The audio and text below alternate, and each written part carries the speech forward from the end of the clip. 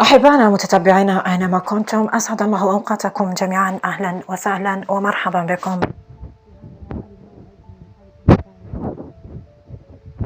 للأسف الشعب الجزائري اليوم بأكمله حزين لحزن عائلة من العائلات الجزائرية بعد مصيبة وفاجعة كبيرة ألمت بهم. عائلة كغيرها من العائلات بولاية الجلفة بلدية عين الإبل. مع أيام العيد المباركة هذه خرج الوالدان لشراء الملابس وإسعاد الأبناء، ولكن تركوهم وحدهم بالبيت.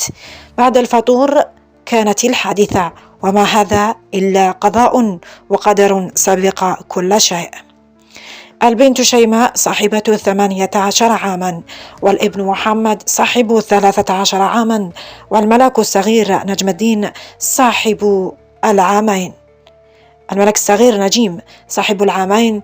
شاءت الأقدار وقضاء الله عز وجل أن يموتوا في هذه الأيام المباركة ويفارقوا أهلهم دون وداع ليكون الإفطار الأخير.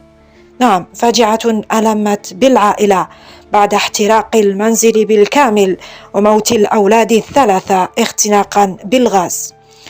دخلت الأم في حالة هستيرية جدا عند سماع الخبر، حيث لحقت الأولاد لتراهم جثثا هامدة في المستشفى، وتقوم بإلباسهم ملابس العيد على مرأى الجميع وبكاء الأطباء وأيضا الممرضين. تصرخ الأم وتقول: عيدكم في الجنة يا أبنائي.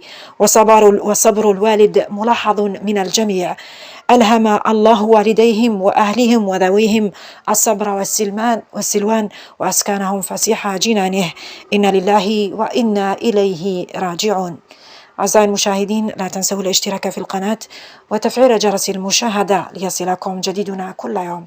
صلاة وسلام على حبيبنا المصطفى. تقبل الله صالح أعمالكم. لا تنسوا الصدقات في هذه الأيام المباركة، ولا تنسوا الناس اليتامى. أعزائي المشاهدين، أحبكم في الله. إلى اللقاء.